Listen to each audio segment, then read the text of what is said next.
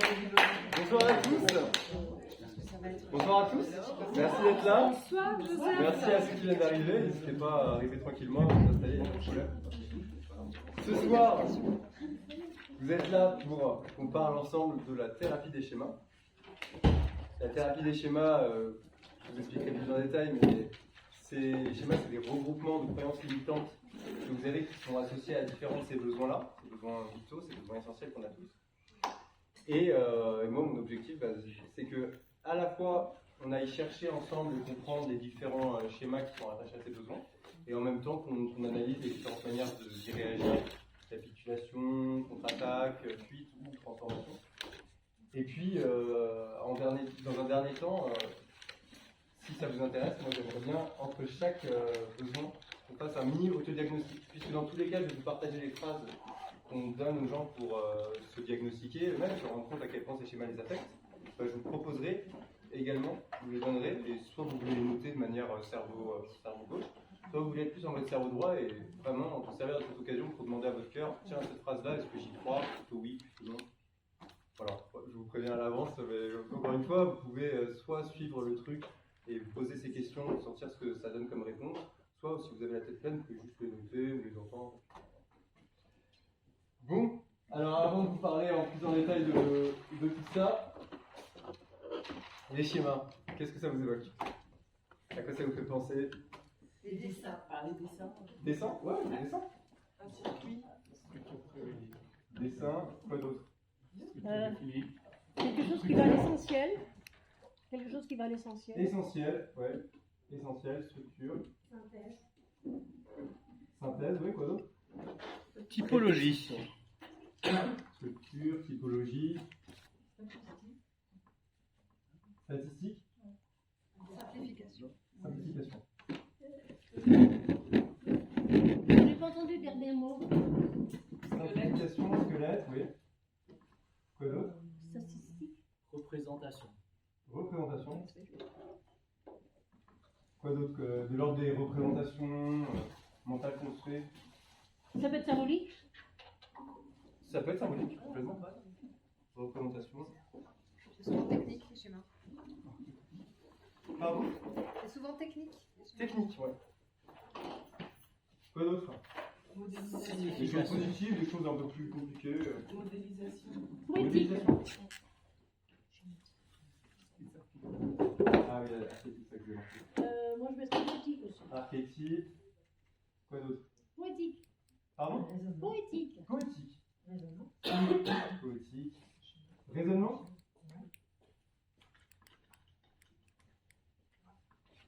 Vous avez comme ça d'autres avis, d'autres expériences, des choses qui vous viennent quand on dit schéma, ça vous évoque quoi? Quelque chose de répétitif, ouais. Absolument. Heuristique, ouais. C'est le fait de dire. Répétitif. Oui, ça peut tomber dans la routine, mais ça peut tomber dans la créativité. Routine. Il y a d'autres choses comme ça qui vous viennent ou... C'est un peu tout ça, le schéma. Et plein d'autres choses encore, mais moi ce dont je vais vous parler, c'est de la thérapie des schémas, telle que l'a pensée, modélisée Jeffrey Young et Janet Krusko, deux thérapeutes. À la base, je pense que vous êtes peut-être au courant, dans les années 60, il y avait un précurseur des thérapies cognitives, et la PNL fait partie des thérapies cognitives et comportementales. C'est Aaron Beck, ouais. Je ne sais pas si ça parle à des personnes. Oh, oui. Bref, c'est lui le précurseur des thérapies cognitives. Thérapies cognitives qui se reposent sur... Vous avez vu ça? Pardon? Sur le fait que notre cognition, notre représentation du monde influence sur nos comportements, et entre les comportements, nos émotions. Et voilà. Du coup, si on change et qu'on accompagne des personnes pour avoir des représentations du monde différentes, elles devront normalement ressentir des choses différentes, peut-être plus proches de leurs aspirations. Sauf qu'ils se sont rendus compte que toutes ces thérapies comportementales et cognitives qu'ils apprécient énormément, comme la PNL, la Gestalt, l'analyse transactionnelle et tant d'autres, ça a ses limites. C'est très puissant pour plein de choses, mais ça a ses limites parce que... Pardon? Oui, c'est un outil. C'est un outil, voilà. Les gens qui ont des troubles du comportement, en général, la PNL c'est assez utile et ça peut même suffire. Mais les gens qui ont des troubles de la personnalité, qui sont liés parfois à des choses qui se sont racontées quand ils étaient petits ou qu'on leur a raconté, qu'on leur a donné matière à se raconter, qui se sont racontées toute leur vie, bah, vous imaginez bien que ça va être utile une marée des croyances. Mais un schéma, c'est une histoire qui comprend plein de croyances autour d'un même thème qui est comment je satisfais ou non mon besoin dans la vie. C'est clair pour vous? Voilà. Et donc du coup, schéma, du coup, ça commence quand à votre avis? Qu'est-ce qu'on entend par schéma ici? Des choses qui remontent jusqu'à l'enfance, la naissance. Ouais, Oui, parce que c'est lié aux cinq sens. Il y a des choses qu'on a en mémoire, mais qu'on a accès que via l'hypnose ou en rêve et qui remontent en effet à très loin dans notre enfance. Globalement, c'est les premières histoires, les récits fondateurs que vous avez eus concernant ces besoins. Et même si aujourd'hui, je vais vous dire des phrases, vous n'y croyez pas intellectuellement, il est probable qu'il y ait l'enfant que vous étiez, dont vous avez toujours le souvenir et les mémoires en vous, qui lui se souvient très très bien de la première chose qu'il s'est racontée, la première chose qu'il a crue, etc. Et c'est ok, c'est ok. Super, génial, le schéma, il n'y a pas de problème. En vrai, ce qui compte, c'est que quand on en prend conscience, du coup, on peut passer de inconsciemment compétent à inconsciemment compétent, et puis petit à petit, remplacer ça par un récit qui nous convient mieux. Mais c'est un travail de longue haleine, et même s'il y a des techniques qui sont très efficaces, comme vous l'avez vu, la marée des croyances, vous avez vu aussi que ça remue, que ça chamboule, et que voilà, les récits de vie et les croyances, c'est des choses sur lesquelles il faut prendre son temps. Oui. Voilà. On peut pas évacuer les choses de ce point de vue-là, et les schémas, ce qui est intéressant pour ceux comme vous qui font beaucoup de développement personnel, c'est que plus on fait des développement personnel, plus on a de bonnes habitudes mentales. Consciemment, ça va, on se pose des bonnes questions, on se pose des questions puissantes au quotidien, on a des habitudes, des ancrages, etc. Mais les schémas, ça ne leur empêche pas de se réactiver parce que c'est des mémoires, ça fait partie de votre inconscient, de votre préconscient. Donc même si consciemment vous êtes solide et qu'il y a des choses auxquelles vous croyez ou pas, des affirmations que vous faites, etc., si vous n'avez pas connecté avec l'enfant intérieur, que vous ne dialoguez pas avec lui, que vous ne l'aidez pas à se réconcilier ou à négocier avec d'autres parties de vous-même. Joseph, je veux dire quelque chose qui rajoute à ce que tu dis, parce que c'est important de le dire. On est comme un ex-Hubert, c'est un dixième qui est au-dessus, 9/10, c'est l'inconscient. Il y a 9 couches dans l'inconscient.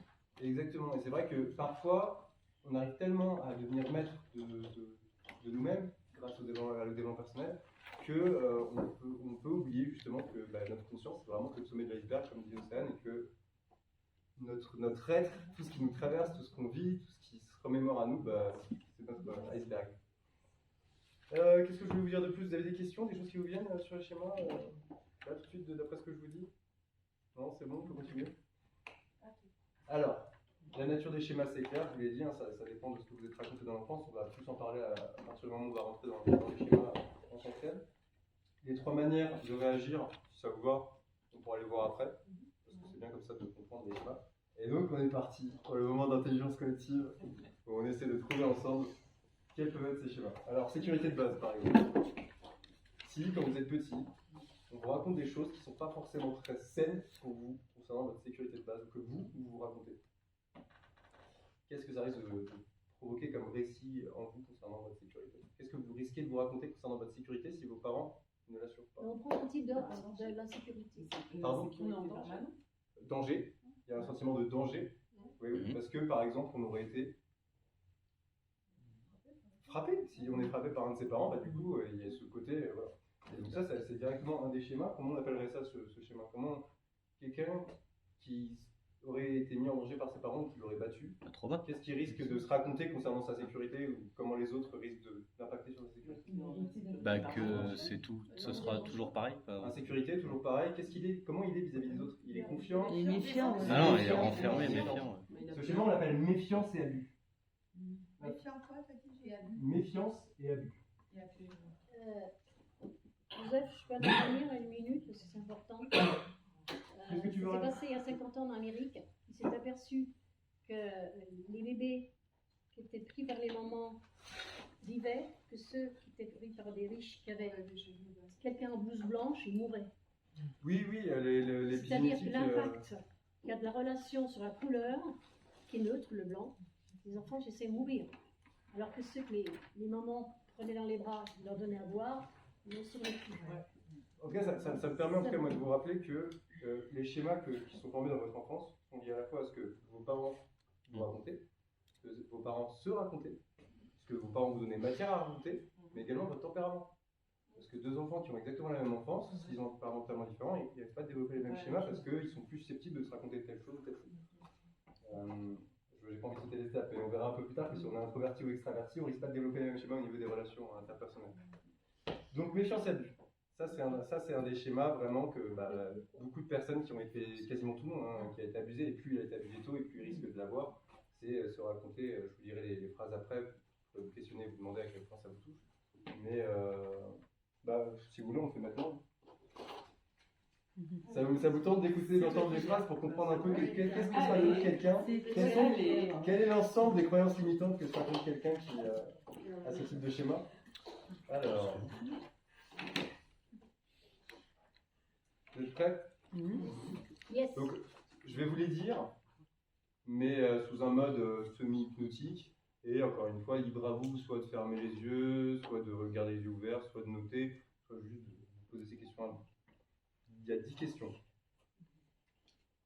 Je vous invite à prendre une grande respiration si ça vous aide, à vous rendre disponible à vous-même, et puis simplement à visualiser un peu le centre de vos émotions à l'intérieur de vous-même, comme dans le film Pixar Vice Versa, ou peut-être d'une autre manière.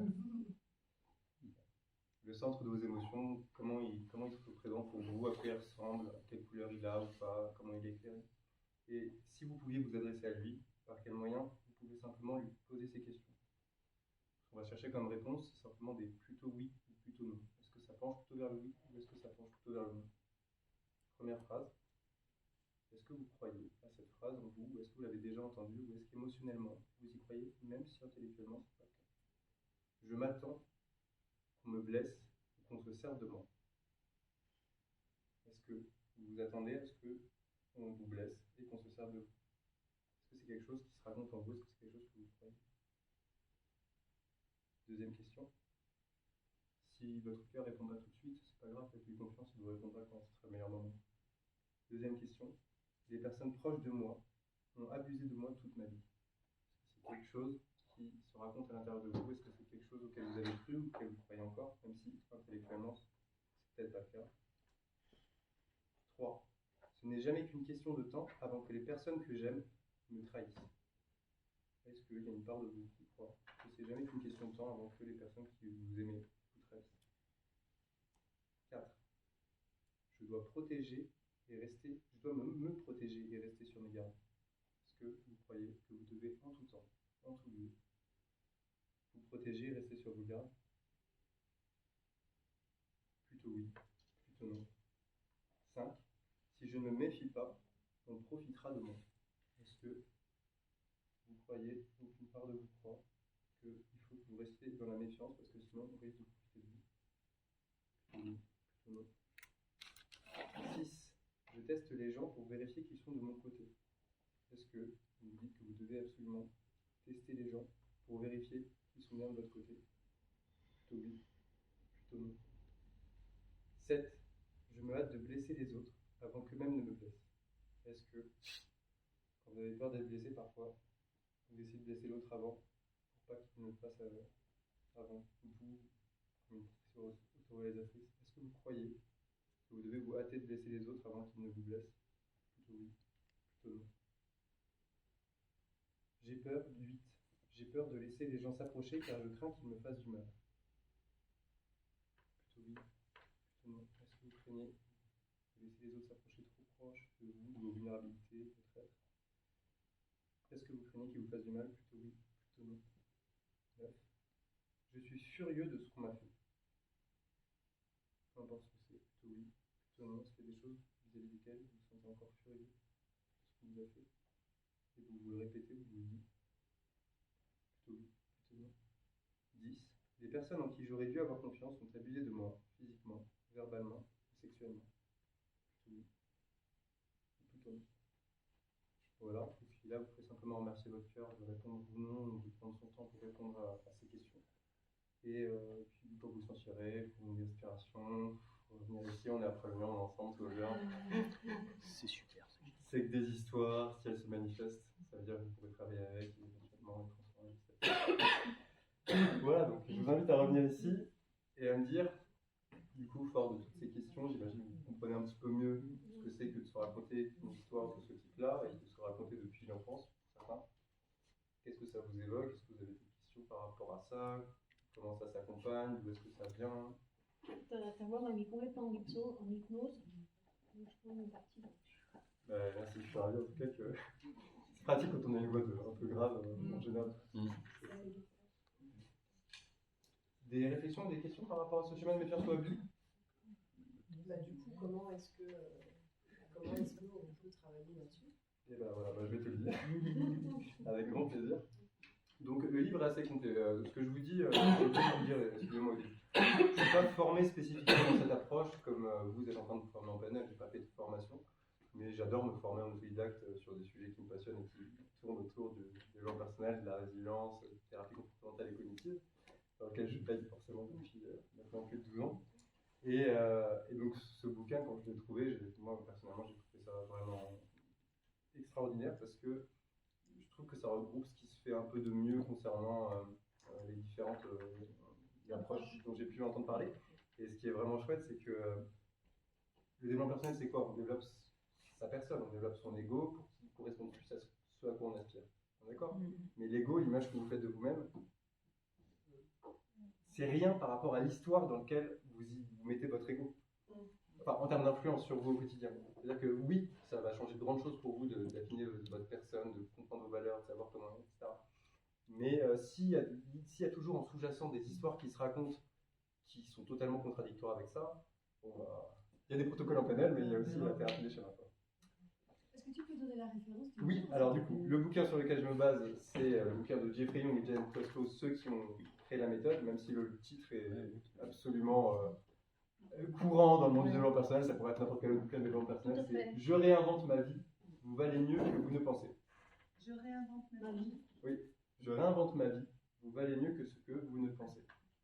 Et ce qui est génial, c'est que du coup, ils l'ont vraiment écrit par des thérapeutes pour des thérapeutes, donc il y a plein d'exemples à l'intérieur. Ils disent d'où viennent la nature des schémas, ils lui donnent tout ce qu'il faut pour les diagnostiquer, les origines de chaque schéma, les pièges d'un point de vue relationnel, les signaux de danger dans la relation relationnelle, les effets, etc. Et à chaque fois, il y a tout un protocole qui est proposé, en tout cas, dans lequel vous pouvez intégrer plein de protocoles de plein d'approches différentes pour modifier un schéma. Donc, par exemple, pour méfiance à abus, à votre avis, la première étape, ce serait quoi pour arriver à atténuer ce schéma et se faire et transformer? Excuse-moi, tu peux répéter ta question? Quelle serait, selon vous, la première étape pour ce schéma, mais c'est peut-être le même que pour d'autres, hein, pour le transformer et Déjà prendre en prendre conscience, oui, déjà.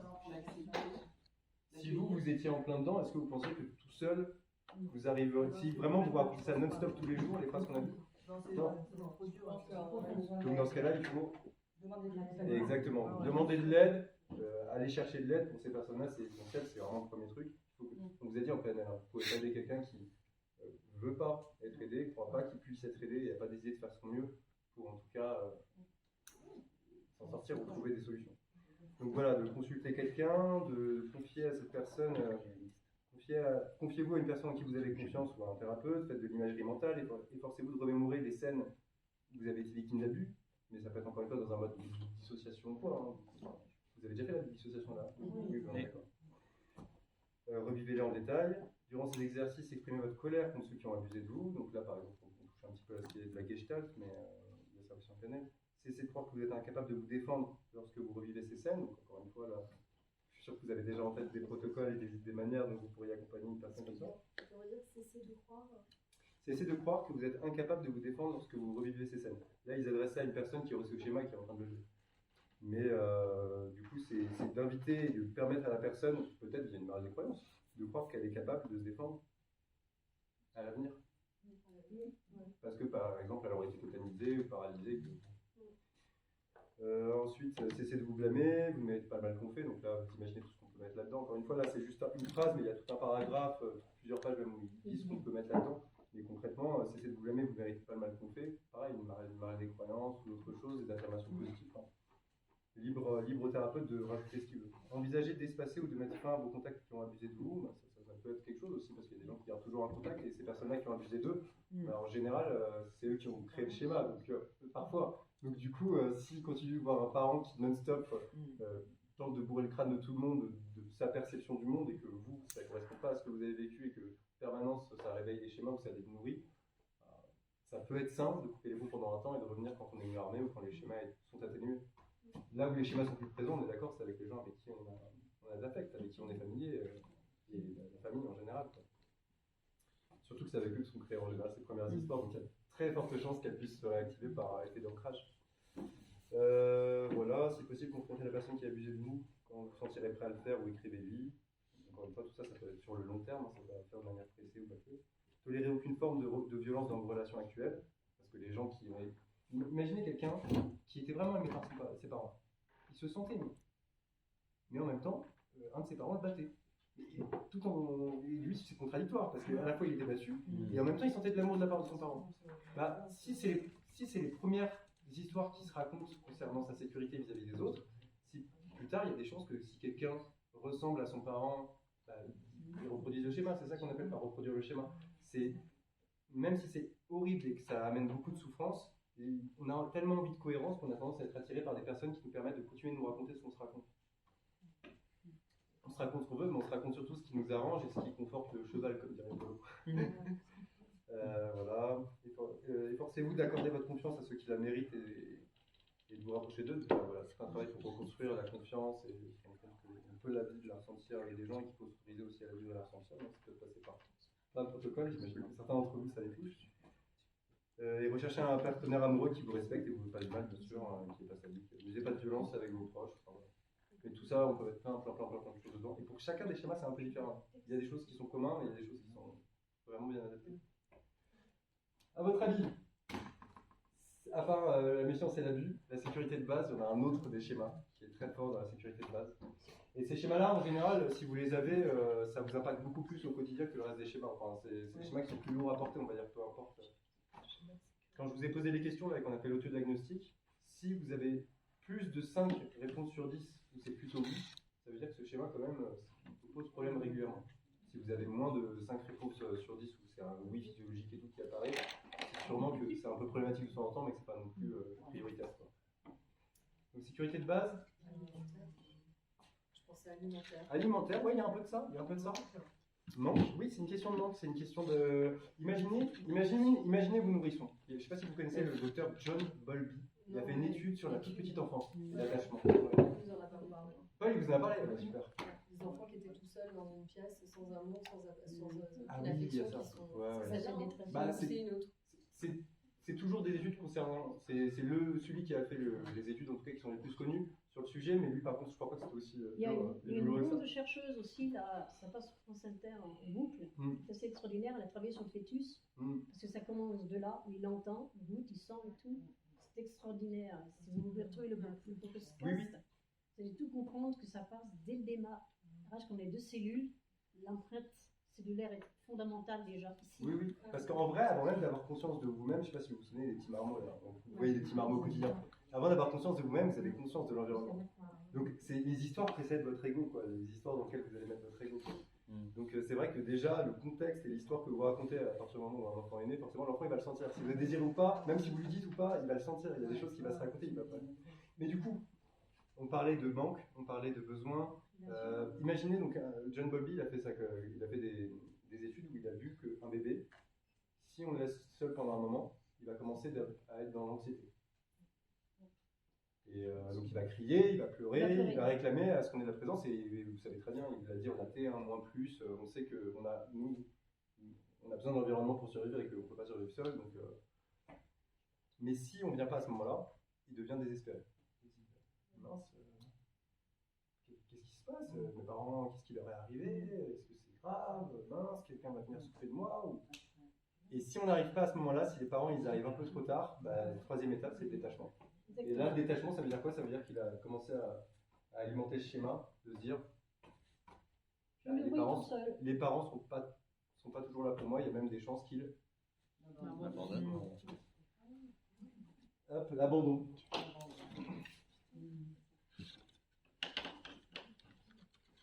Et ça, ce schéma, c'est à partir de ça, jusqu'à quel âge? Comment ça, c'est jusqu'à quel âge? C'est les enfants, c'est des bébés. Ça peut, comme je viens de te le décrire, ça peut apparaître dès le moment où l'enfant est nourrisson. Du coup, il a des références, même si elles sont un peu inconscientes et alors qu'il était vraiment dans le désespoir et l'anxiété, on n'est pas venu à sa rescousse et du coup il se raconte que les gens sont pas toujours là pour eux, qu'ils font que de passage. Ce n'est pas du coup, ça peut continuer Ça continue jusqu'à ce qu'il est plus grand. Et bien sûr, c'est plus fort s'il avait vu ça en étant très très très jeune. Mais s'il avait 10 ans, ça reste moins 6 ans. S'il avait 15 ans, ça reste moins 6 ans. C'est juste peut-être que ça affectera moins, que ce sera plus facile d'atténuer le schéma. Enfin, il sera moins ancré depuis toujours. Quoi. Et d'ailleurs, c'est ça que quand on dit schéma, en général, on veut dire schéma précoce d'inadaptation. C'est ça le terme. Par contre, s'il y a une tierce personne, comme une grand-mère, mettons, qui récupère le bébé qui a 1 an et demi dans une détresse d'abandon terrible, parce que la mère s'en occupait pas pour des tas de raisons qui lui appartiennent, il récupère très très vite. Il y a une plasticité du Oui, cerveau, oui, une oui, plasticité l'avantage de la cellulaire. jeunesse. Ça, c'est extraordinaire. L'avantage de la jeunesse, c'est vrai qu'on a une plasticité neuronale Non, mais qui même autrement. nous rend quand même assez Tout le monde l'a malléable. dit. Donc, et puis, on peut aussi la retrouver, la gagner ou l'emporter. Voilà. Le schéma d'abandon, du coup. Vous êtes prêts pour les phrases de diagnostic? Encore une fois, dans le mode que vous préférez, cerveau droit, cerveau gauche, ce dont vous sentez que vous avez le plus besoin. Je vous le dis juste avant, en général, quand on fait un diagnostic vraiment proprement, c'est de 1 à 6. C'est pas oui ou non, c'est pas plutôt oui, plutôt non. C'est soit absolument faux, faux dans l'ensemble, plus faux que vrai, plus vrai que faux, plus vrai que faux, vrai dans l'ensemble, plus totalement vrai. On voit plus à ce niveau-là, et donc du coup c'est beaucoup plus subtil parce qu'après, C'est plus nuancé. il y a 6 paliers, on va vous dire, ok, ça vous affecte à peine, franchement, vous vous préoccupez pas de ça, vous avez sûrement d'autres schémas qui sont plus importants. Et si, si on est au-dessus de la moyenne, forcément ça commence à devenir problématique. Et il y en a même pour qui, vous voyez, ça dit donc, à partir de 30 points sur 60, ce schéma est un problème pour vous. 40 sur 60, ce schéma joue un rôle important dans votre vie. Et 50 sur 60, c'est un schéma fondamental dans l'organisation de votre personnalité. Vous imaginez bien à quel point ça peut nous impacter au quotidien, à quel point on peut organiser nos vies autour de ces histoires qu'on se raconte, qui se racontent malgré nous à l'intérieur de nous. Ok, on est parti. Je vous invite donc, pour ceux qui souhaitent, à prendre une grande respiration, à se rendre à nouveau disponible à soi-même, à se rappeler un peu cette image, cette représentation qu'on s'est faite du centre de nos émotions et de la manière dont on peut s'adresser à une réponse de ces émotions et simplement s'adresser à son cœur et de se demander, petit 1, est-ce que cette phrase résonne en moi de temps en temps? Est-ce que j'y crois? Petit 1, j'ai peur que les gens que j'aime meurent ou m'abandonnent. Est-ce que parfois vous ressentez en vous cette peur, vous y croyez que les gens que vous aimez vont mourir ou vous abandonner? Plutôt tard, plutôt vrai, plutôt faux, plutôt oui, plutôt non. 2. Je m'accroche aux gens de peur qu'ils me quittent. Est-ce que vous vous dites que vous devez vous accrocher aux gens par peur qu'ils vous quittent? Plutôt non, plutôt oui, plutôt non. 3. Je ne peux m'appuyer sur rien de solide. Est-ce que vous dites que vous pouvez vous appuyer sur rien de solide? Est-ce que vous dites de temps en temps, régulièrement? Est-ce que c'est quelque chose auquel vous croyez? Oui, non. 4. Je tombe sans cesse amoureux avec des gens qui ne veulent pas s'engager. Plutôt oui, plutôt non. Dans ma vie, les gens ne font que passer. Est-ce que vous dites ça? Est-ce que vous y croyez? Que les gens ne sont là que de passage?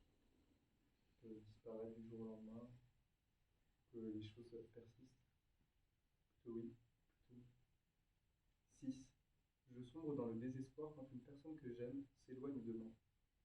Est-ce que vous avez l'impression que vous ne pouvez pas faire autrement que sombrer dans le désespoir quand une personne que vous aimez s'éloigne de vous? Plutôt oui, plutôt non. 7. Je suis à ce point obsédé par l'idée que les gens que j'aime vont me quitter, que j'en arrive à les éloigner. Est-ce que vous vous dites que pour éviter d'être quitté, il vaut mieux s'éloigner des autres? Plutôt oui, plutôt non.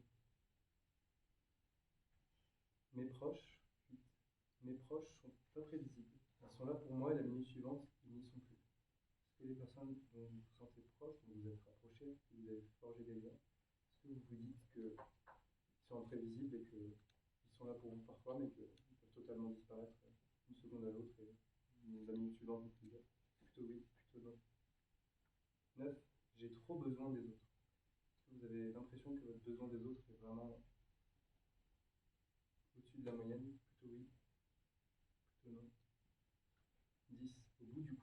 je resterai seul. C'est quelque chose que vous dites ou auquel vous croyez. Oui. Voilà, quand vous sentirez, vous pourrez remercier à nouveau votre cœur de répondre à ces questions. Et vous pourrez prendre une inspiration, revenir ici, on est ensemble votre réunion, ça se passe bien, une formation, on s'inspire, on va en nature. Est-ce qu'il y a des choses? Question à laquelle j'étais Dis-moi. J'étais incapable de dire oui. Tu peux parler un peu plus fort? La troisième ou la quatrième question, il a eu du mal à obtenir une réponse, mais c'est ok. Mais ça viendra Je peut-être ne plus peux tard. m'appuyer sur rien de celui. Je tombe sans cesse amoureux avec les gens qui ne veulent pas s'engager. Je ne peux m'appuyer sur rien de celui. C'est la croyance que il n'y a rien vraiment de solide dans votre vie, dans sa vie, en termes de sécurité, que tout peut basculer finalement du jour au lendemain, d'un point de vue de la sécurité, que votre sécurité en fait n'est jamais totalement assurée.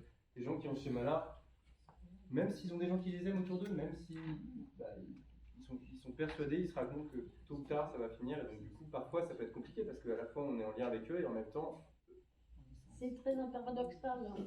eux se disent, bah, si je me mets plus en lien avec cette personne, je vais me mettre en danger et je l'abandonne sera d'autant plus fort parce qu'il va finir par arriver tout le temps. Vous avez des questions, des réflexions sur ce schéma que vous voulez partager avec le groupe? Je trouve qu'il est très parlant, c'est juste. Ça va beaucoup parler de tout ça. Non? Il n'y a rien qui vous est venu ou qui vous vient par rapport à ça? On passe à la suite? Yes. Je vous le dis comme ça du coup en cours de route, mais je vous transmettrai après sur le groupe WhatsApp les liens des deux précédentes soirées à thème que j'ai animées sur la thérapie schéma. Il y en a une où c'est vraiment en mode pratique l'année dernière et on fait tout ça. Et il y en a une autre où c'est beaucoup plus en mode théorique et le cerveau gauche, on s'amuse. Et pareil, je vous enverrai tout ça, vous aurez tout ça. Merci. Merci Joseph. Bon, si vous avez l'impression qu'on va un peu trop lentement et que vous voulez qu'on aille plus vite en ne faisant pas l'autodiagnostic à chaque fois, on peut aussi, mais... C'est bien. C'est très intéressant, c'est passionnant. Ok. Passons aux relations interpersonnelles alors. À votre avis, Relation interpersonnelle. si on nous apprend des choses qui nous tirent vers le bas, qui sont un peu vicieuses, un peu malsaines, concernant notre manière d'être en relation aux autres, qu'est-ce qu'on risque de développer comme type de croyance, type de schéma, d'histoire qu'on se raconterait au quotidien concernant les relations avec les autres, qui Trahison. pourrait être handicapante au quotidien? La trahison. Trahison. Méfiance. Une question sur le niveau, on peut avoir les deux. On peut avoir les deux.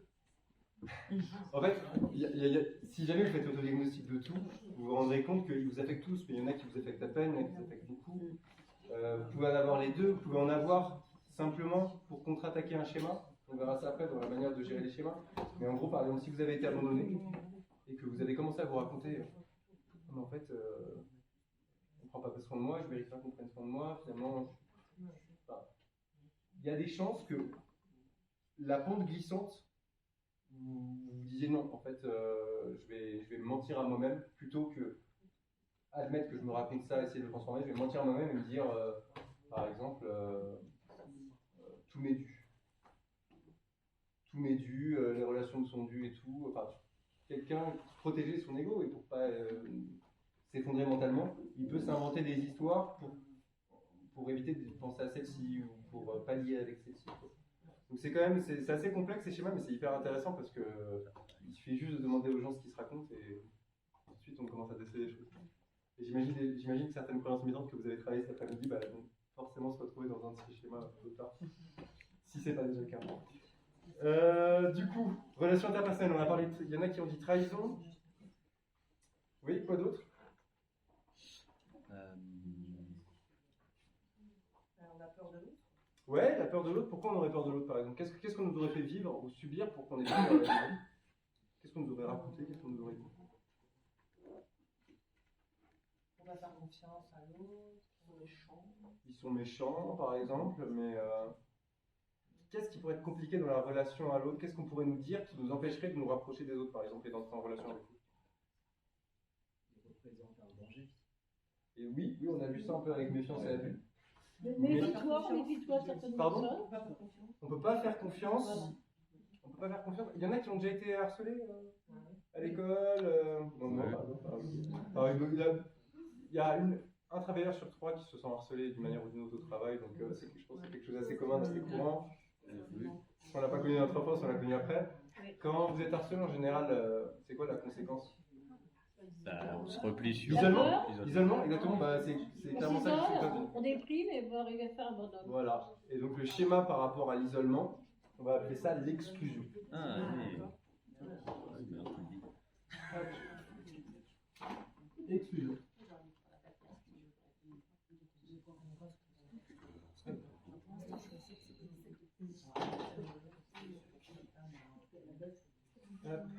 Donc l'exclusion,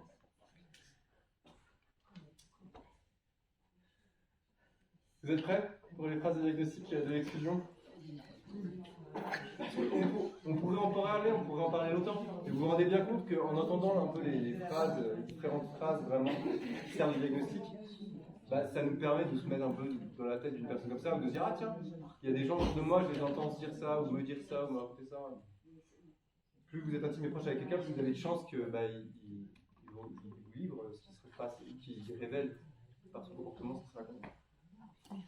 Ok, allez, on est parti. On va essayer cette fois d'aller un chouïa plus vite. Si c'est trop vite pour votre cœur, c'est ok. Encore une fois, votre inconscient va le retenir et peut-être vous rappeler ça quand ce sera le bon moment pour vous. On est parti. Allez, pour ceux qui le souhaitent, à nouveau une inspiration, une expiration qui permet de se détendre et de se rendre disponible à soi-même.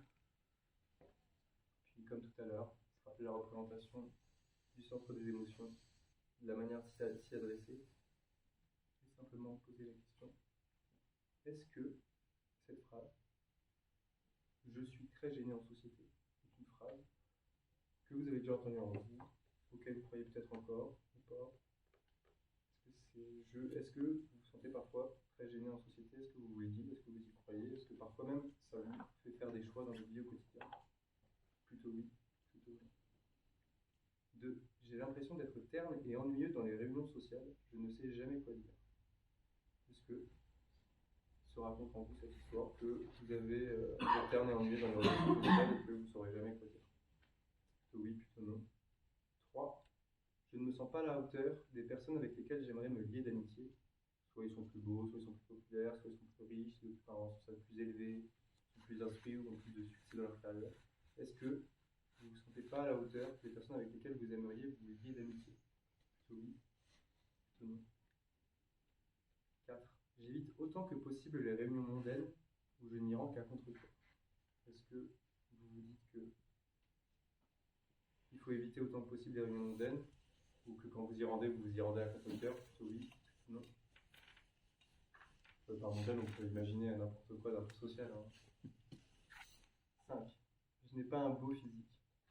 Soit je suis trop mince, soit je suis trop gros, soit je suis trop grand, soit je suis trop petit, etc. Trop pas assez.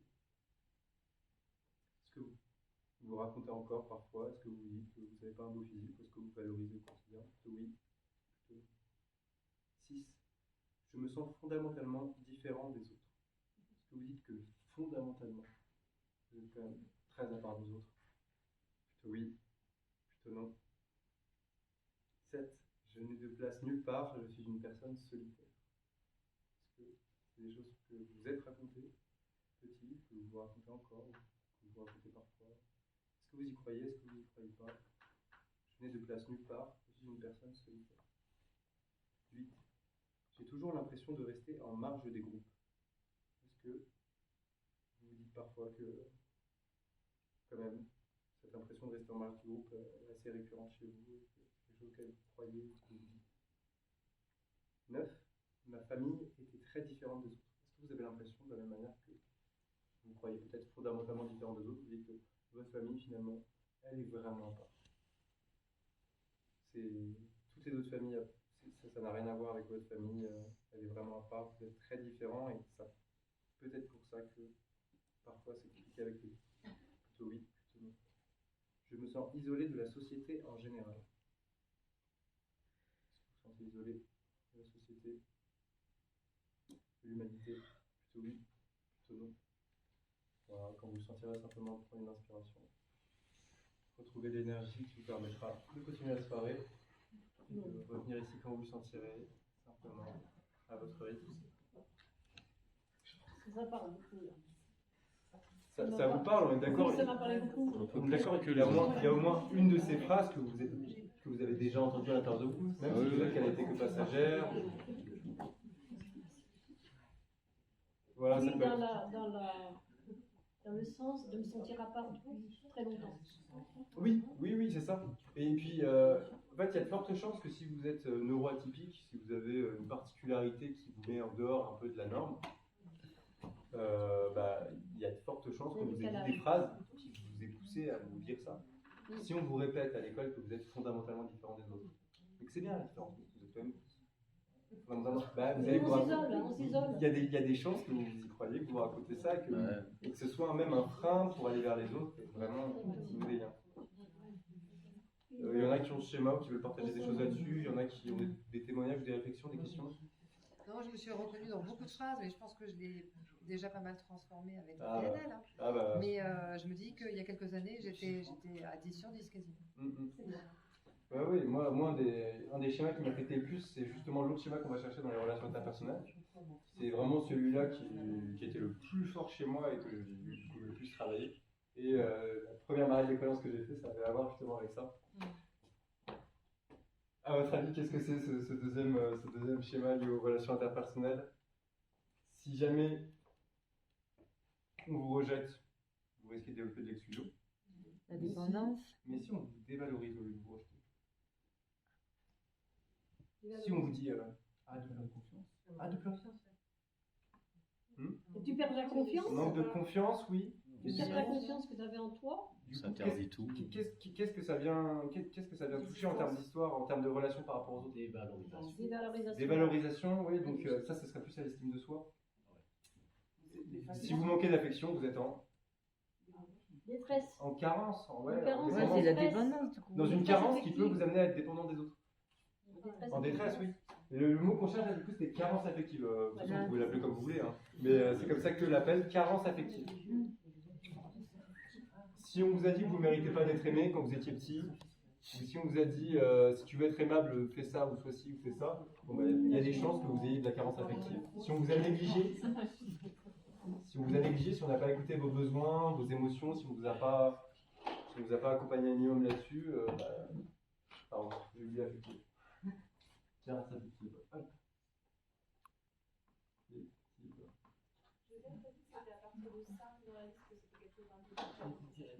Dès qu'on a plus de 5 réponses sur 10, là où c'est plutôt oui, ça veut dire que c'est quelque chose d'assez problématique de manière récurrente dans notre vie. Et que l'année dernière, je ne sais pas en vrai quel est le meilleur moment pour le faire. L'année dernière, j'avais fait la veille des marées des croyances. Donc du coup, les gens comme ça, ils ont pu se rendre compte, ok, est-ce que la croyance que je vais bosser là, c'est une croyance qui est assez facile à bosser parce que c'est un schéma qui m'affecte un peu, mais pas tant que ça. Ou est-ce que là, je suis vraiment en train de travailler sur du haut? Oui, vas-y, il vous a dit là, on est sur le niveau 3. Ça dépend de la croyance et du schéma bossé.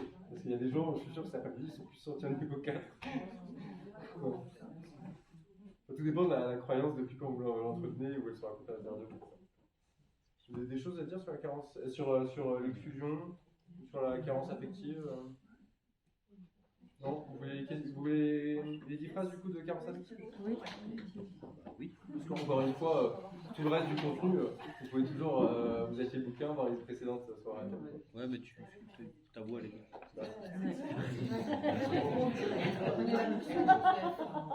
Tu t'enregistres et tout le monde.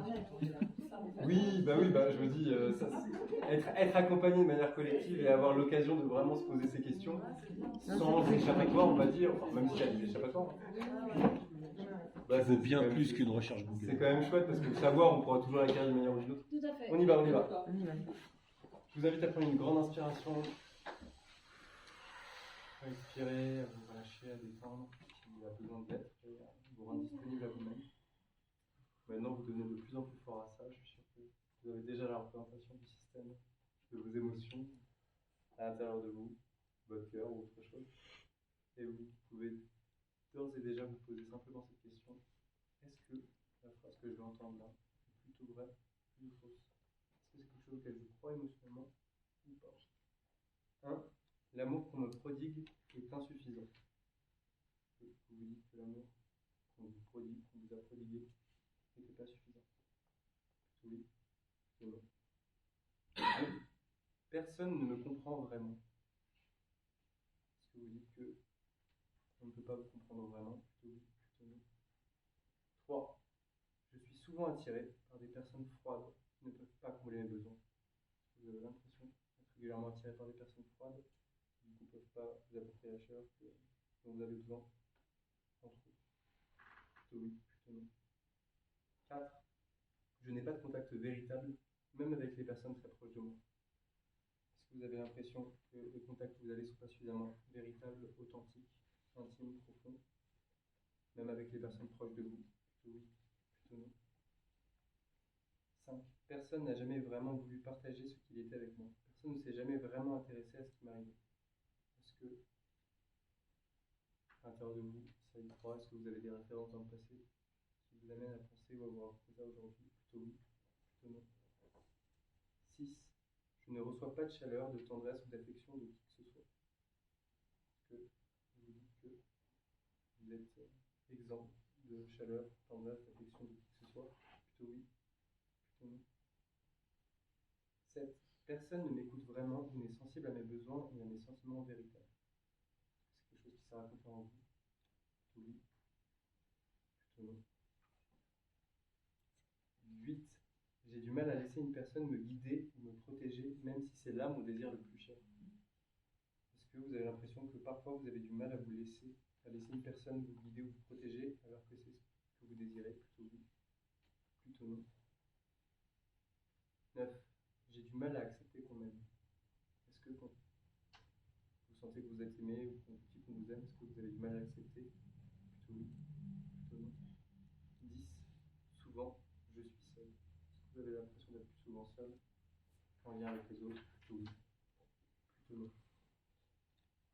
Quand vous vous sentirez simplement, suffirez d'inspirer.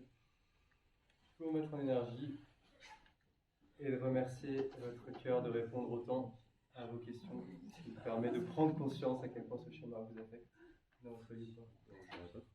Quand vous le sentirez, revenir ici.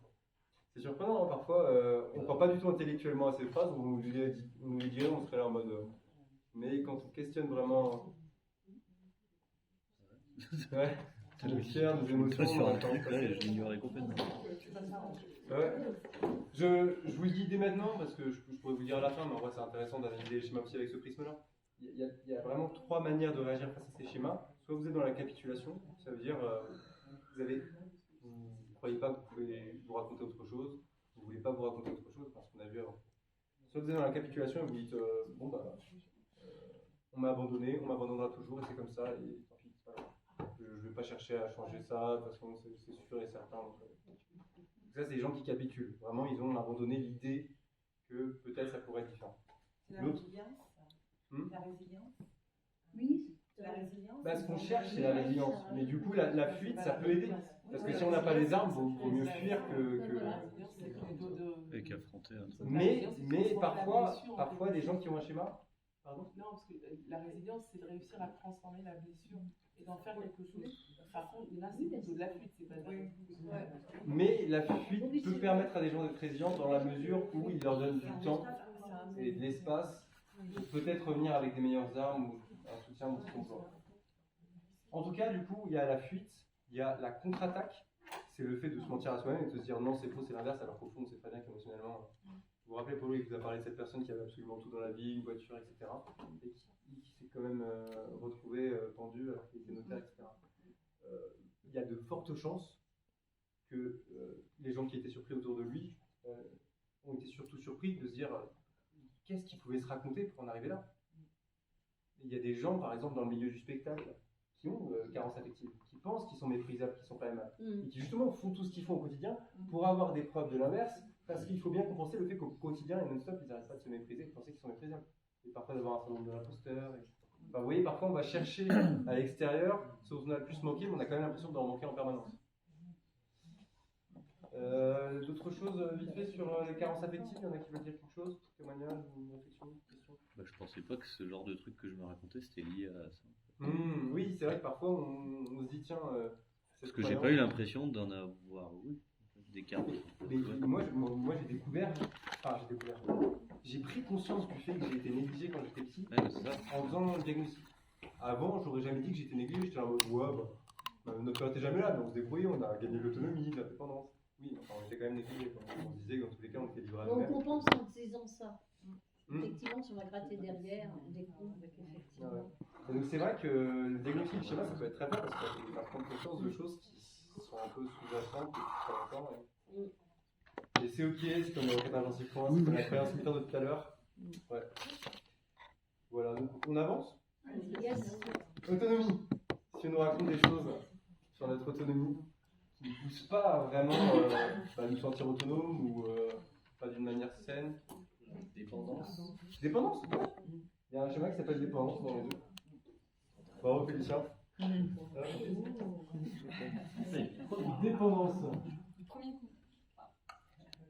En effet, si vos parents ils sapent vos tentatives d'autonomie et d'indépendance, s'ils vous couvrent trop par exemple, ou si ils vous empêchent d'être autonome, et les parents aussi qui aiment bien garder un sentiment, un lien de dépendance avec leur enfant, bah du coup il y a des chances que l'enfant se raconte que qu'il est dépendant, parce que puisqu'on lui donne matière et qu'on lui donne de quoi se raconter ça.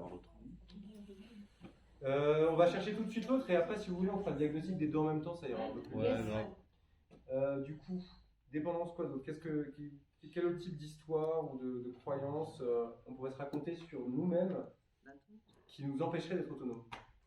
Donc il y a la dépendance à l'autre. Le manque de confiance Manque de confiance, oui. Mais confiance en quoi? dans soi-même, En soi, en sa capacité à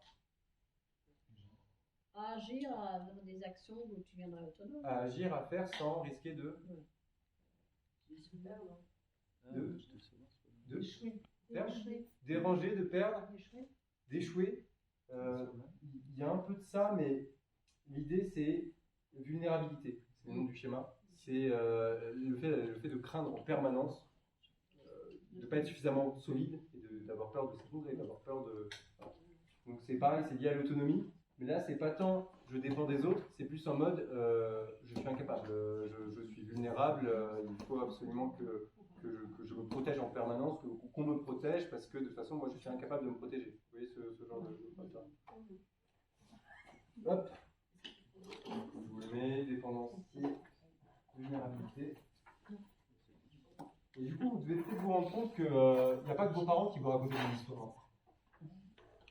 Qui d'autre raconte des histoires au quotidien à part les parents? Ça peut être la maîtresse, Ça peut être tout et n'importe qui. l'instituteur, l'institutrice, le La société. professeur. Il y a des histoires qui font partie de l'inconscient collectif.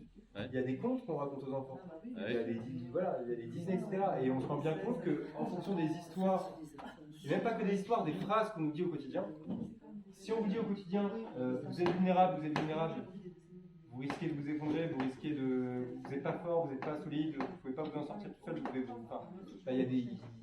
il y a un moment, même si vous voulez rester face à ça, c'est comme la pub, si vous l'entendez tout le temps, il y a des chances que ça. Il y a les frères et sœurs aussi. Les frères et sœurs. Les frères et sœurs, oui, bien sûr. Bah, tout ce qui est familier est susceptible de nous. Vous êtes prêts pour les phrases de diagnostic? On est là pour ça. Tu t'attaques par laquelle? Alors, je vais commencer par dépendance, et juste après, je vais sur vulnérabilité. Hop. Allez, les 10 phrases de dépendance, on va pouvoir se rendre compte à quel point une nous affecte, c'est plutôt problématique ou si ça va, c'est gérable.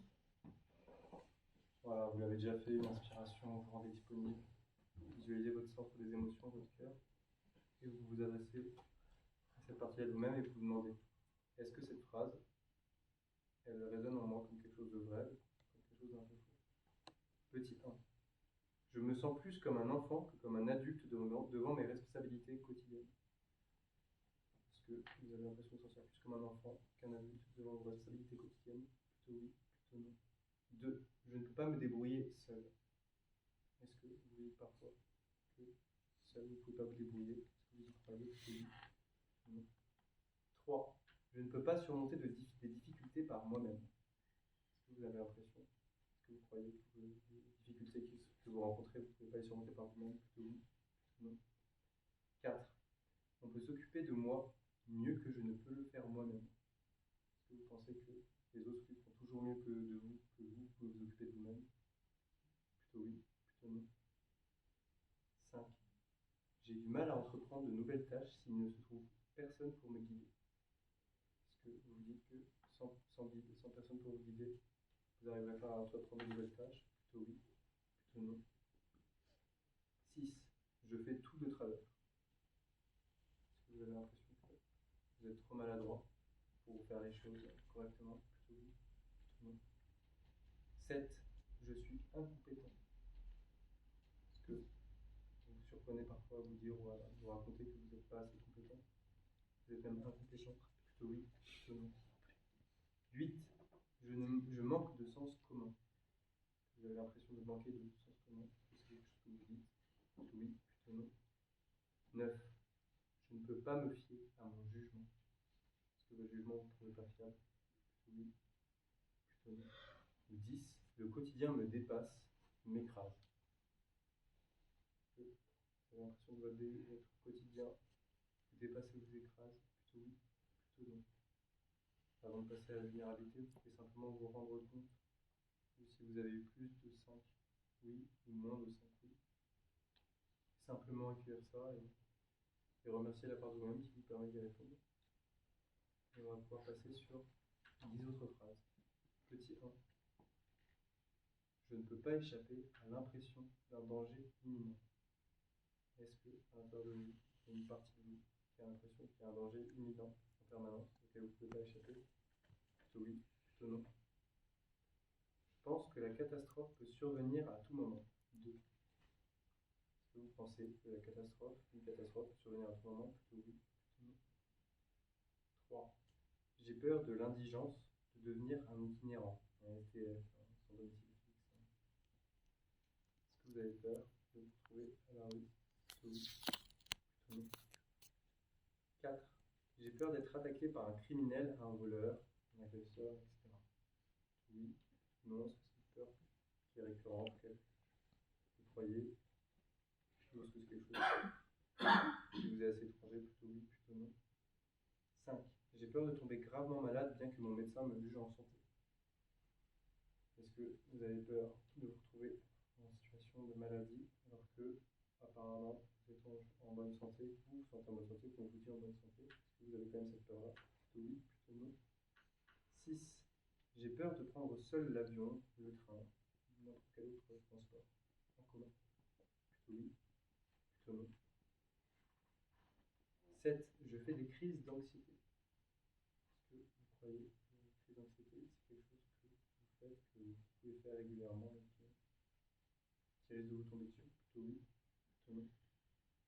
8. Je suis très attentif à mes sensations physiques et je m'inquiète de leur signification. Oui, non. 9. J'ai peur de perdre le contrôle de moi-même en public, de devenir fou. Est-ce que c'est une peur qui est récurrente, qui vous arrive parfois? Est-ce que c'est quelque chose que vous croyez?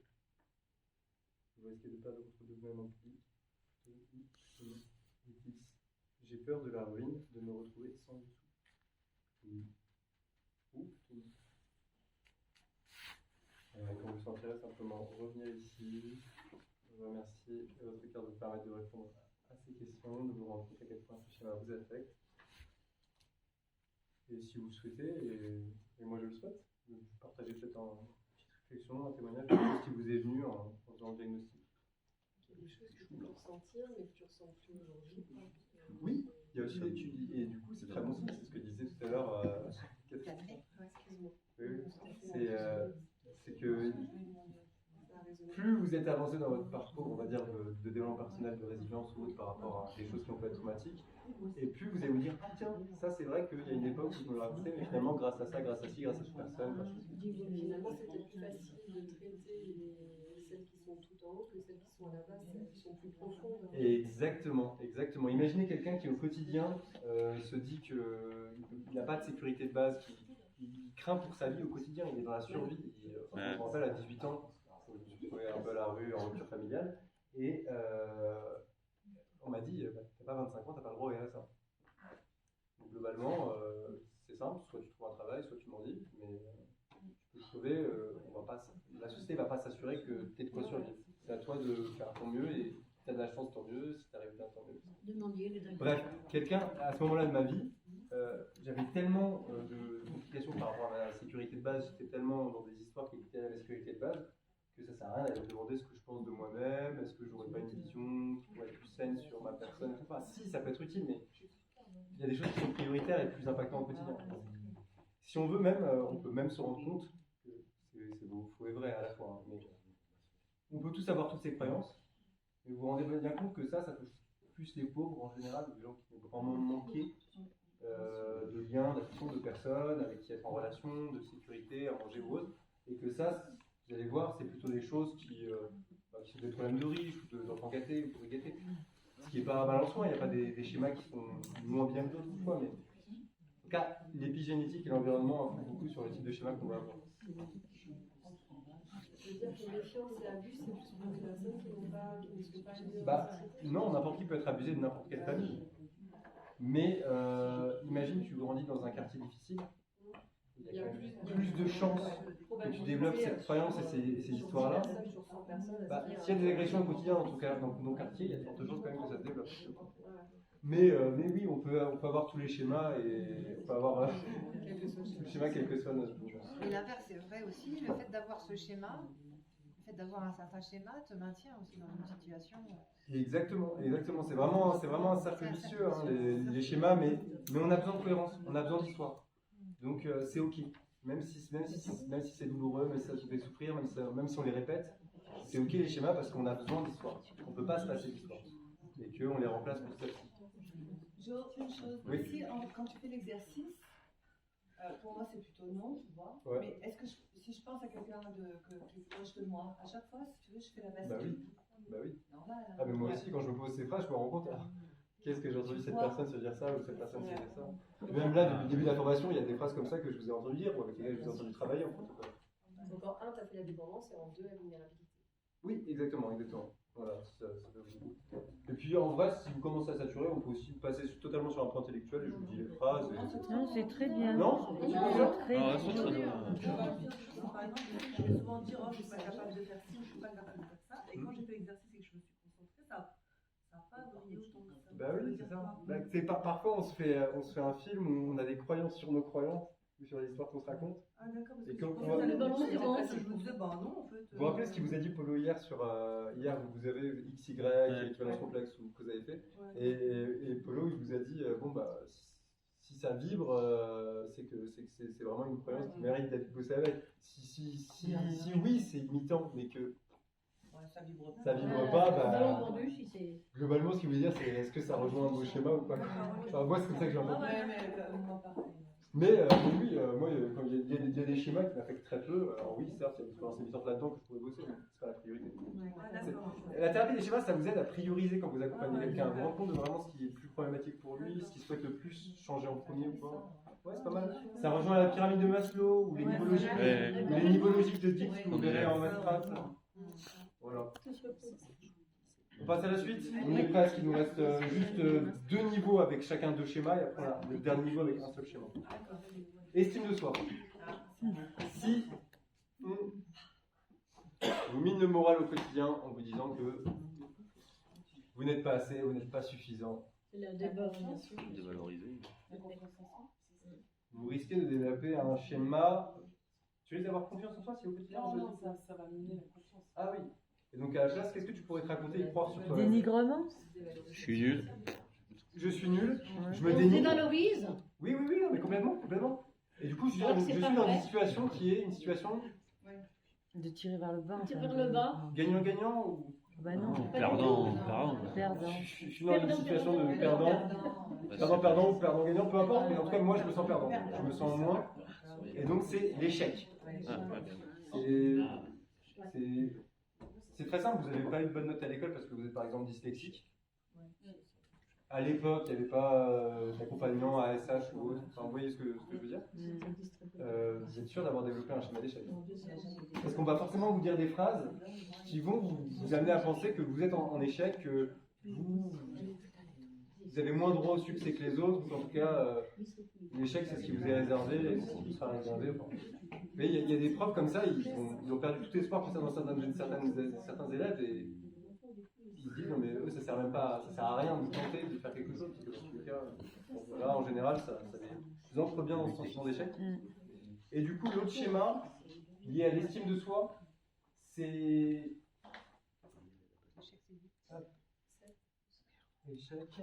L'autre schéma lié à l'estime de soi, c'est pas par rapport à ce qu'on fait. Donc l'échec, on va dire, c'est faire avoir. Les notes que vous avez, etc. Là, c'est plus lié à vraiment votre estime de vous en termes de tête et de don. Je suis nulle. Je suis nul, je suis pas beau, je suis imparfait.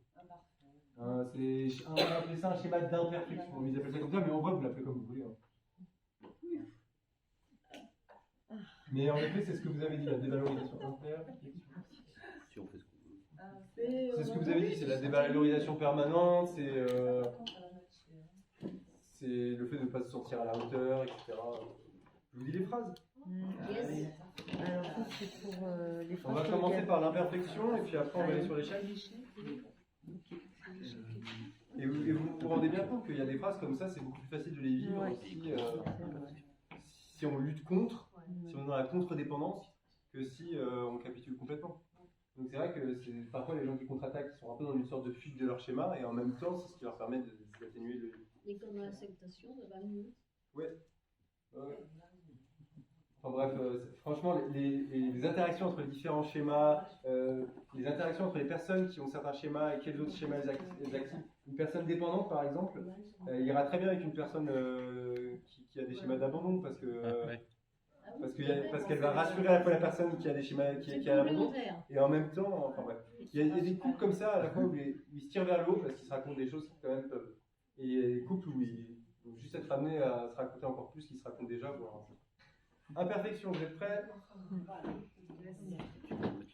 Allez, c'est parti. Comme d'habitude, maintenant vous êtes pro à ça. J'adore. On respire, on expire, on sera disponible à soi-même.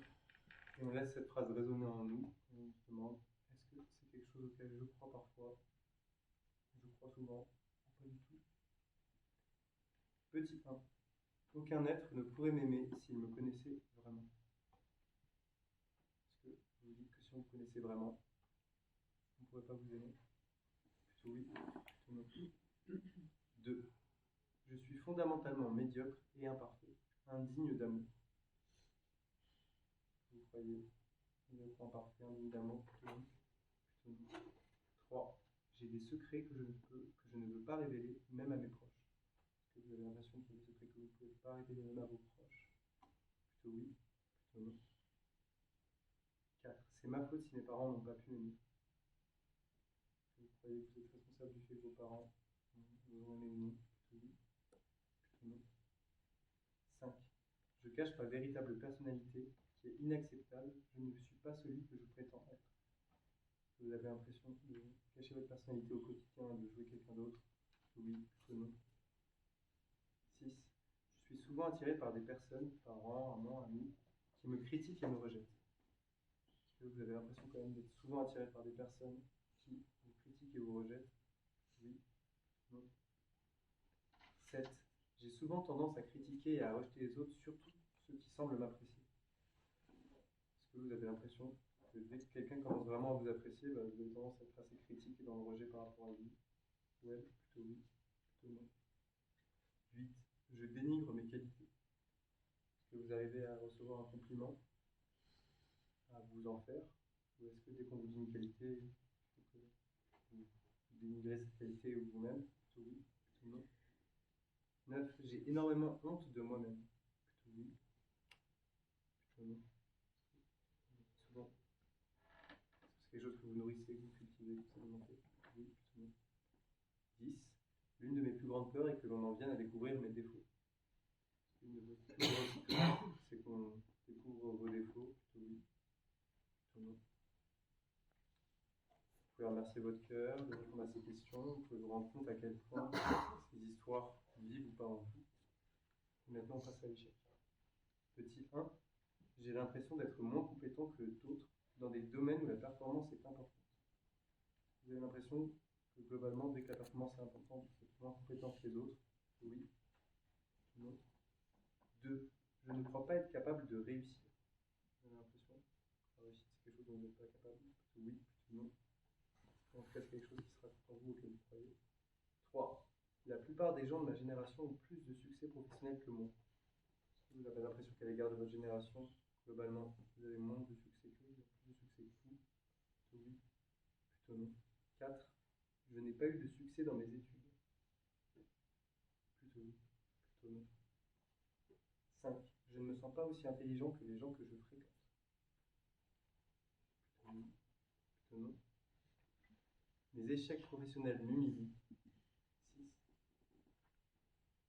J'ai l'impression que vous êtes humilié par les échecs professionnels que vous avez eus. Plutôt oui, plutôt non.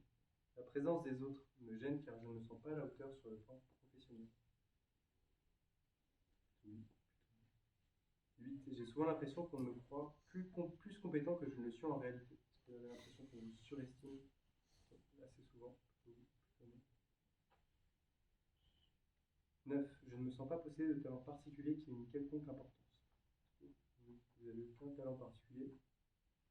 C'est quelque chose que vous croyez, plutôt oui, plutôt non. Ou 10. Je suis sous-employé. Voilà. Et quand vous vous sentirez simplement à vous connecter, à revenir ici, à respirer. Et à vous rendre compte à quel point ce schéma, c'est quelque chose qui vient en vous, qui vous anime, qui a des bonnes intentions, mais qui peut aussi être atténué, transformé. Oui. En fait, est-ce qu'on peut justement être en évolution, ressentir ce que tu dis, donc dire plutôt oui, mais être en train de régler le truc? Oui, complètement. Ça. Et de toute façon, le meilleur moyen d'atténuer un schéma, c'est l'attente qui se manifeste. C'est ça. Puisque dans tous les cas, c'est des mémoires, puisque dans tous les cas, c'est des histoires qui se racontent malgré nous, on peut essayer en amont de prévoir au maximum, de faire des ponts vers le futur, etc. Mais advienne que pourra, il y aura peut-être des schémas que vous ne pouvez pas prévoir qui vont se révéler. Et quand ils se révéleront, ce sera à vous de vous dire, ah tiens, là je suis en train de me raconter ça, ça touche ce besoin-là, qu'est-ce que je pourrais me raconter d'autre, qu'est-ce que je veux me raconter d'autre. Il y a une empreinte quand même de mémoire. Quand oui. tu as vécu des choses comme ça, tu as quand même l'empreinte. Oui. Même si tu es en train de grandir là-dedans. Oui. Et puis il y a des grosses transformations, on le voit avec des protocoles, mais tu as l'empreinte. Mais pour vraiment remplacer une histoire par une autre, ça prend son temps pour écrire une histoire. Voilà, il y a des choses que vous voulez rajouter sur, qui vous sont venues sur l'échec, l'imperfection de l'échec? Non, mais typiquement, moi, l'échec, là, je me vois, mais je ne vois pas l'origine, alors ça me perturbe un peu. Oui, je comprends. Déjà, il y en a une des origines qui est évidente, c'est l'échec scolaire. Non, justement, tu es bon élève, moi, donc... Oui, non, tu veux dire que ce schéma t'a fait? En fait, j'en ai mais tu te demandes, tu te demandes en fait. Comment à un moment de ta vie tu as pu te mettre à te raconter ça. Parce que tu n'as pas de souvenir particulier de personne qui, en tout cas, t'aurait amené à penser ça. Peut-être que tu l'as pensé par toi-même ou que tu as donné matière. Qui? Pardon. Si finalement tu t'es rappelé d'une personne qui aurait pu t'amener à te raconter ça sur ça. Je vais te dire quand même vite fait. Les différentes origines, en tout cas, qu'ils ont noté par rapport à ça. Il y en a plein. Il y en a plein d'origines possibles au schéma d'échec. L'un de vos parents, souvent le père, jugeait très sévèrement vos résultats scolaires. Vos performances sportives. Vous disiez que vous étiez stupide, crétin, cousin. L'un de vos deux parents avait une carrière très prospère. Vous avez cru que vous ne pourrez jamais être à la hauteur de leur carrière professionnelle.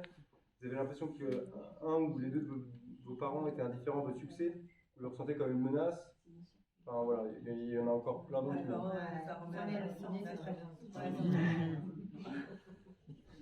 Voilà. Bref. J'essaie de me retenir et je me dis, lui c'est quand même qu'on arrive au presque. Il y a un truc qui... Oui, Yannick, pardon, il y a un truc qui Oui, une chose qui m'étonne en fait, c'est que je me trouve beaucoup moins que je ne l'ai pensé. Ah, tu vois, finalement c'est rassurant. C'est-à-dire qu'on n'est pas si empêtré dans des histoires ou des schémas que ça. C'est cool. C'est cool, ouais. Bon, allez, on attaque les deux derniers qui sont du haut et puis après on arrive à la fin. Mais l'expression de soi, si on vous apprend, si on vous empêche de vous exprimer, si on vous dit tais-toi en permanence, c'est les adultes qui parlent, les enfants, vous ne parlez pas, il y a des familles comme ça. Qu'est-ce que du coup vous risquez de développer comme croyance par rapport à au fait de s'exprimer ou pas s'exprimer Je suis pas à ma place. Pas intéressant. Je suis pas à ma place. Alors oui, mais ça c'est plus lié à l'estime de soi. Là c'est vraiment qu'est-ce que vous pourriez Il n'y a croire pas et vous raconter. il y a pas l'affirmation de soi, c'est fondamental. L'affirmation de soi, si, ça va là-dedans, hein. Ça va complètement là-dedans. Si on s'affirme pas, par exemple, ça c'est un schéma. Je suis sûr que ça en touche quelques-uns ici. Si on s'affirme pas, nous-mêmes, on ne fait que suivre ce qu'on nous dit. On ne fait que suivre les ordres parce qu'on est soumis, ou dit autrement, assujetti. C'est ça le nom du schéma, c'est assujetti. Il n'a pas le choix, Les enfants, ils ont pas le choix. Donc toutes les familles où c'est très strict, où il y a un ordre qui est très strict. L'armée, les gens qui sont à l'armée, ils risquent de développer ça. La domestication. Que la rigueur mais pas la rigidité. Assujettissement. C'est plus de l'éducation, c'est de la domestication. Oui, et puis on pense à la thé avec l'enfant adapté, rebelle, soumis, tout ça. Ça, c'est vraiment l'enfant soumis, là, pour le coup. C'est l'enfant soumis plus. Enfin, ça dépend à quel point le schéma l'appelle.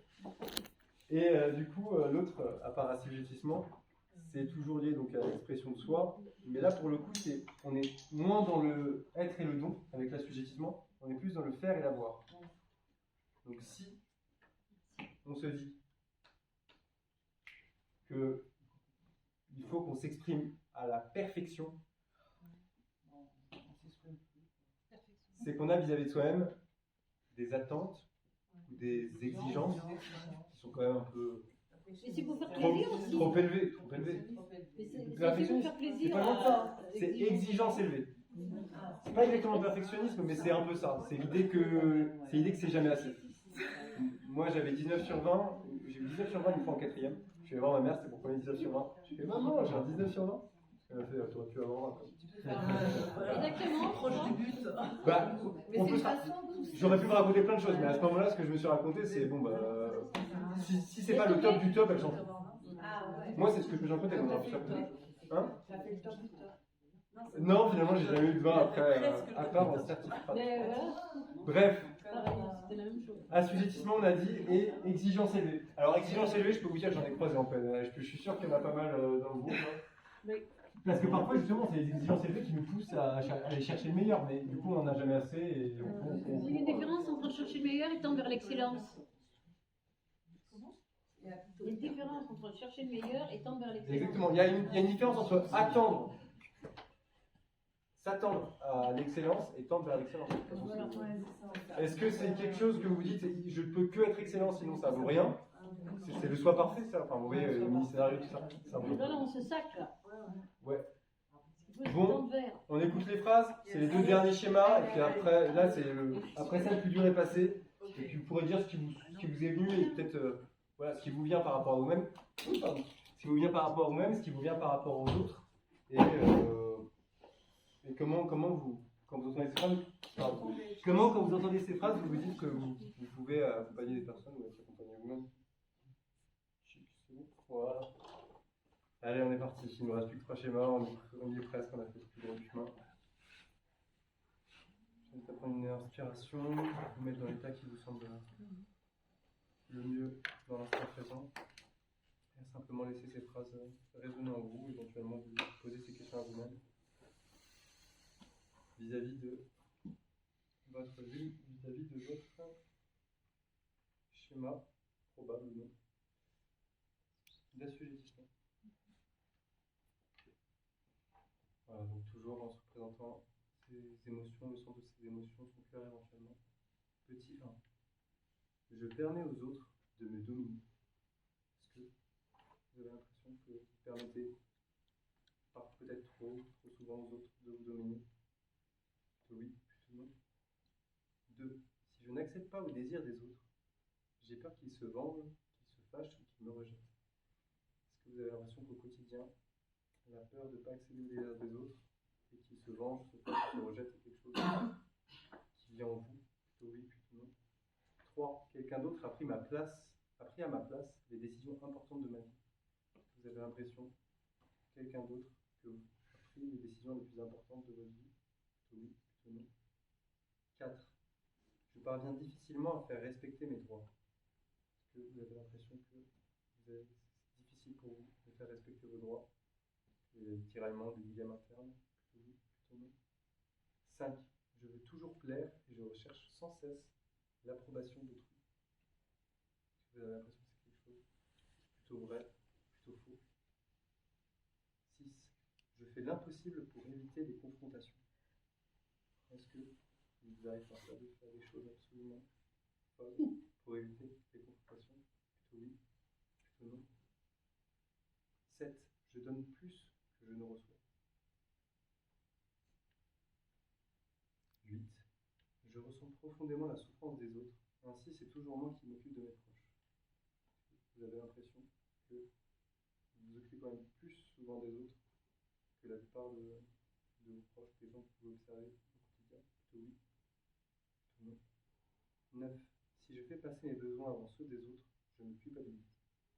Vous avez l'impression que si vous faites passer vos besoins avant ceux des autres, vous allez culpabiliser, et du coup il faut faire passer les besoins des autres avant les autres. Plutôt oui, plutôt non. Et 10. Je suis une bonne personne car je pense aux autres avant de penser à moi. Plutôt oui, plutôt non. Là, simplement d'accueillir les réponses, de se rendre compte à quel point sur 10 il y a de oui. Puis on peut passer du coup à l'exigence élevée. Quand vous sentirez prêt. Simplement, pour laisser mener ces phrases en vous et vous dire est-ce que c'est quelque chose que j'entends parfois en moi, est-ce que c'est quelque chose auquel il m'arrive de faire, malgré moi. Petit 1. La deuxième place ne me suffit pas, je dois être le meilleur en tout. Oui, plutôt non. 2. Rien de ce que je fais ne me satisfait totalement. Oui, plutôt non. 3. Je fais toujours en sorte que tout soit parfaitement en ordre. Vrai ou en vrai. 4. Il faut toujours que je sois vêtu à la perfection. Oui. Non. J'ai tant à faire que je ne trouve jamais le temps de me détendre. Vous avez l'impression. J'ai tant à faire que je ne trouverai jamais le temps de me détendre. Oui. Non. 6. Mes relations personnelles souffrent de mon ambition. Vous avez l'impression que vos ambitions de mettre des bâtons dans les roues de vos relations personnelles. Oui. Non. 7. Le stress que je vis affecte ma santé. Vous avez l'impression ça? Oui. Non. 8. Si je fais une erreur, on a raison de me juger sévèrement. Vous avez l'impression qu'à la moindre erreur, vous méritez d'être jugé sévèrement. Vous vous jugez vous-même sévèrement. Plutôt oui. Plutôt non. 9. J'ai un très fort esprit de compétition. Plutôt oui. Plutôt non. Et enfin 10. La richesse et la réussite sociale comptent énormément pour moi. Voilà, simplement laisser résonner ça, remercier votre cœur de vous permettre de répondre à ces questions et de vous rendre compte à quel point c'est quelque chose qui se joue en vous. Inspirez, bougez un peu, revenez ici et partagez au groupe une réflexion qui vous est venue. La première, c'était quoi le premier que tu as fait Le premier que j'ai fait, c'était l'assujettissement. C'est vraiment le côté les autres ont fait les choses à ma place, les autres m'ont dit quoi faire, moi je n'ai fait que suivre. C'est marrant parce que j'ai l'impression que je me suis raconté ce truc-là, mais aujourd'hui C'est rassurant aussi parfois. Ah, carrément. Ça permet de voir à quel point on a pu avancer. Ouais, on voit le gap de notre chemin de vie, quoi. Ouais. Et je pensais par contre avoir une exigence élevée, et en fait, bon, rigolo. Ah non, vraiment c'est chouette. Et encore une fois, ça dépend. Et encore une fois, je ne sais pas si tu l'as vu l'année prochaine, mais dépendamment de ce que tu as vu, comment tu vas l'interpréter, etc. Parce que ça, ouais. Bah, il y a des chances qu'il y ait des choses qui bougent un peu. Ou qu'il y ait des choses qui étaient totalement normies, qui se réveillent.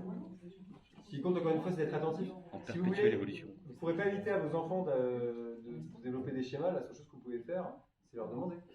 Tiens, qu'est-ce qu'ils se racontent? Qu'est-ce qu'ils se racontent sur eux? Qu'est-ce qu'ils se racontent sur la relation de l'autre, etc. Ça, c'est le meilleur moyen d'avoir ça sans leur faire le diagnostic complet. Mais qu'est-ce que tu te racontes? Qu'est-ce que tu dis?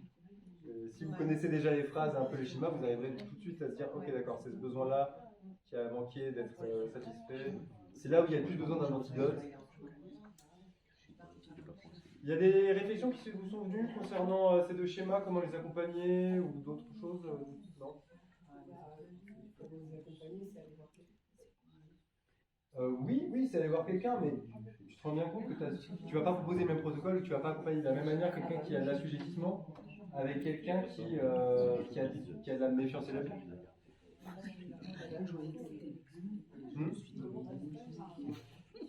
Bah, vu que l'assujettissement c'est l'expression de soi, vous verrez normalement en maître du coup dans les niveaux logiques que en général s'il y a un problème à un niveau, on va chercher le niveau juste en dessous. Bon bah là c'est pas de ça, mais on se rappelle en permanence que le besoin à quoi il est lié, et du coup on se demande ok, qu'est-ce qui manque en dessous à être construit ou à être plus solide pour permettre à la personne de développer une expression de soi, une estime de soi. Donc l'idée c'est de commencer en creusant par le haut ou de commencer vers la base quand tu l'as vraiment identifié à la base? Quelle est l'histoire que la personne se raconte qu'elle cherche le plus à modifier ou qu'elle sent qu'elle gagnerait le plus à modifier? Et puis à quel point ça dépend vraiment de chacun, mais bon, ces schémas-là, c'est quand même les schémas Ça, ils sont profonds, ça. qui ont le plus, qui vont le plus changer la vie d'une personne. Quoi. Ouais. Quelque chose, et puis bon, là on a par exemple des références et des souvenirs traumatiques éventuellement, alors que là ça peut être simplement, bah non, toute ma vie on m'a dit quoi faire, et moi les gens qui sont assujettissements, ils sont dans le doit, peut, veut. Ils sont dans le je dois faire ça, donc comment je peux le faire, et puis en dernier, est-ce que je veux vraiment faire ça? Ils se demandent en dernier s'ils veulent faire un truc parce qu'ils sont tellement habitués à ils ont un parent interne, un parent normatif qu'ils ont intégré, qu'ils ont sûrement repéré dans leur famille, qui est extrêmement fort et qui est en permanence. Si quelqu'un vous semble très difficile vis-à-vis de vous-même, en mode justement parent normatif, alors qu'à priori le gars il vous connaît pas ou quoi, vous pouvez éventuellement lui dire attends, mais est-ce que c'est vraiment toi là qui est en train de me dire ça? Parce que tu es toujours en train de répéter ce qu'on t'a dit. Et la plupart du temps, la personne, si elle est un minimum à l'aise avec vous, elle va se dire ah oui, c'est vrai, en fait, là je ne fais que répéter ce que j'ai intégré, ce que j'ai fini par automatiser en moi. Tu sais ce qui me résonne beaucoup quand même, qu'aujourd'hui on est passé dans une éducation de l'enfant et qu'avant c'était plutôt de la domestication. Exactement. Tu vois? Exactement. La différence, ouais. Et moi je me dis tout le temps que si j'avais eu tous ces outils pour mes propres enfants et je les utilise aujourd'hui pour mes petits-enfants, ça aurait été tellement plus facile, tu vois. Bah c'est sûr. Vraiment, et attends, j'ai une réflexion à faire parce que moi j'ai 40 ans quand même, j'étais thérapeute en CMPP, pour dire que la plus grande difficulté, c'est pas les enfants dont les parents avaient mis de la loi, c'est les enfants qui n'avaient aucune limite. J'étais obligée de prendre les parents avec. Oui. Et je te remercie parce que ça nous permet de faire la transition, à moins qu'il y en ait qui aient des choses à rajouter sur l'exigence élevée ou l'assujettissement, mais si on n'a pas de limite, si on ne nous apprend pas à avoir des limites réalistes, si on est sans limite, ça ne sera pas assujetti. Les parents me disaient, c'est lui qui a pris la parole, on l'a plus, je dis, bah, il faut reprendre la parole, c'est vous les parents. Donc je vous prends en même temps que l'enfant. Du coup, si on vous dit vous, quand vous êtes enfant, vous allez mieux que les autres. Et vous méritez plus que 99% de la population. Parce que vous êtes bien né, parce que l'histoire que sera que votre famille, que vous racontez. Bah, du coup, qu'est-ce que vous risquez de vous dire vis-à-vis de votre environnement ou dans votre vie? Un enfant pourri gâté, qu'est-ce qu'il se dit? Il se dit que bah, il peut tout faire. Il est roi du monde, que tout est possible. Tout lui est dû. Ouais, le schéma, il s'appelle tout nous est dû. Oui, tout nous est dû. C'est Et moi, ce que j'ai beaucoup vu, c'est pour que les parents soient tranquilles, ils sont dans leur game pose, donc ils sont dans un monde virtuel, et que du coup, ils ne savent plus qui ils sont, et que souvent à l'adolescence, ils demandent de changer de genre. Ouais, dans l'unité réaliste, vous pouvez peut-être mettre éventuellement. Non, je sais pas, j'arriverai pas à intégrer forcément du jeu vidéo là-dedans parce que l'idée de limite réaliste, enfin, si un enfant qui n'a pas de limite et qui a juste envie de jouer aux jeux vidéo, bah, il va agir par impulsion, il va dire bah, je peux tout faire. Comme il est tranquille, les parents le laissent, mais il est dans son monde virtuel. Et moi j'ai vu beaucoup d'adolescents qui, non, je suis pas Cyril, je suis un nom féminin ou l'inverse. Il y en a de plus en plus. Hein. Oui, il y a des gens qui... Ils se cherchent. Il y a des gens, en fait, les gens qui risquent le plus de se faire du mal, à s'autoriser à se faire du mal, à tester des trucs de dingue, à se mettre en danger, c'est aussi parce qu'ils n'ont pas de limite réaliste. C'est aussi parce que... Ils sont pas qui sont. Quand on est ado, parfois on va voir où est-ce que nos parents ils vont mettre la limite. Et on se dit, ah d'accord, ils ne nous mettent pas de limite ou ils nous mettent des limites. Et on apprend avec son propre parent et à se dire, ok, bah, je mets des limites ou pas. Ça, les gens qui ont le schéma tout nous est dû, s'ils l'ont depuis la petite enfance, s'ils l'ont pas développé pour contre-attaquer un autre schéma pour le rendre plus vivable ou quoi, vous les verrez jamais en accompagnement. Parce qu'ils pensent qu'ils n'ont pas besoin de ça, et ils sont au-dessus. Vous voulez entendre des phrases? C'est les dernières phrases, après c'est fini. Et félicitations à vous, je sais que c'est pas facile après cette journée en plus avec la variété d'expériences. C'est génial. Voilà. Mais, Comme c'est passionnant, tu nous mais ça permet en tout cas de se rendre compte à quel point. Et au final, c'est simple la thérapie des schémas. C'est vraiment juste une question d'histoire qu'on se raconte. Il y a beaucoup de complexité si on va vraiment analyser et chercher loin, mais c'est simple à comprendre. C'est des histoires qu'on se raconte et ça s'identifie avec des phrases qu'on entend. Si on travaille sur le feedback, est-ce que vous avez des choses résoudre les trucs au-dessus? Absolument. Il y a deux schémas qui peuvent se régler en un. Si par exemple, encore une fois, vous avez été abandonné, ou vous êtes retrouvé, mettons par exemple à la rue, vous avez été abandonné, on a abusé de vous, etc. Et là, au lieu de vous mettre sous un pont et de désespérer ou quoi, vous vous dites, vous savez quoi, je vais leur prouver à ces personnes qui m'ont fait subir ça, qui m'ont abandonné, que je vaux plus que ce qu'ils ont cru, etc. Et qu'au contraire, tout m'est dû. Eux, ils m'ont dit que j'avais droit à rien et que je méritais rien et que je pouvais trouver, etc. Et moi, je vais leur dire que je vais leur prouver et je vais me raconter à moi-même que parce que ça permet de contre-attaquer, de mieux ces schémas. Je vous rappelle, fuite, contre-attaque, une capitulation. Ça, c'est les trois manières de réagir le plus fréquent à ces schémas, mais on peut aussi les transformer petit à petit. Alors, le schéma tout nous est dû. Encore une fois, c'est des phrases de pour y aller, mais moi, je me rappelle l'année dernière encore, c'était un des deux schémas qui m'affectait le plus. Donc, vous voyez, on peut le développer différemment. Si on nous dit, toi, tu vas forcément aller loin de toi, tu vas faire de grandes choses, on peut à la fois se mettre dans l'exigence élevée, mais on peut aussi se dire, ok, d'accord, la réussite. On m'a dit dans tous les cas, j'étais censé accéder à de grandes choses. Donc c'est ok. Il y a des gens, ils se mettent au contraire des barrières ou des plafonds de verre, eux, c'est normal. Bon. Ne pas croire à tout ce qu'on dit. Ouais.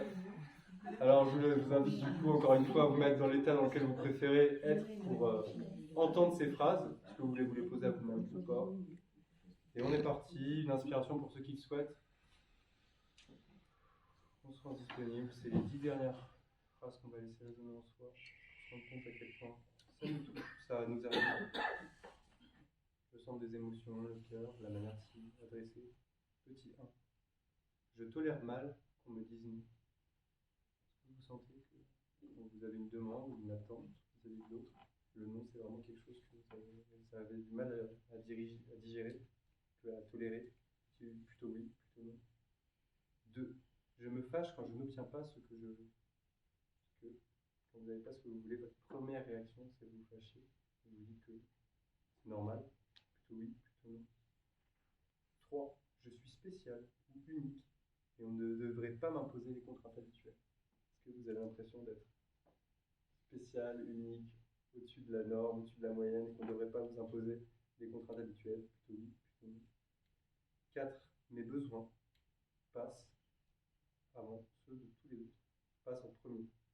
Plutôt oui, plutôt non. 5. Je ne parviens pas à cesser de boire, de fumer, de trop manger ou de modifier d'autres problèmes de comportement. Oui, plutôt non. 6. Je n'ai pas de discipline pour les tâches ennuyeuses ou routinières. Plutôt vrai, plutôt faux. 7. J'agis par impulsion, mes émotions dictent mes actes et ça me crée des problèmes. Plutôt vrai, plutôt faux. 8. Je deviens facilement frustré et je capitule dès que je n'atteins pas mon but. Est-ce que vous avez l'impression que vous êtes forcément exposé à la frustration si vous capitulez parce que vous n'arrivez pas à atteindre votre but suffisamment vite? Plutôt oui, plutôt non. 9. J'exige qu'on fasse les choses à ma manière. Plutôt oui, plutôt non. Et 10. La gratification immédiate compte plus pour moi que la réussite à long terme. Plutôt oui ou plutôt non. Vous vous sentirez simplement de revenir ici, respirer, vous féliciter, de vous remercier d'avoir réussi à vous poser toutes ces questions-là, à y répondre, à se rendre compte peut-être du coup des schémas qui sont les plus vivants en vous. Merci. Ouais, bien sûr. Donc voilà, merci pour votre écoute.